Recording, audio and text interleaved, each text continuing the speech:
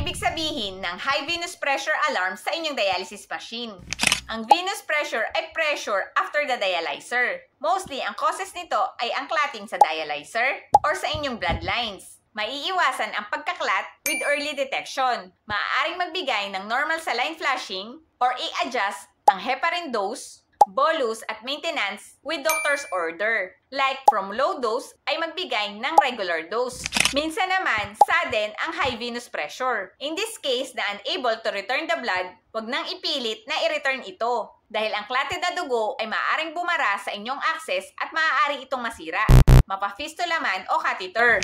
In our practice, bago isalang si patient sa next dialysis, ay kinukuha na ng CBC upang malaman kung nag-cause ng anemia ang last incident na hindi nakapagbalik ng inyong dugo. Or ang iba ay right after the incidents ay nagpapakuha ang nephrologist ng complete blood count.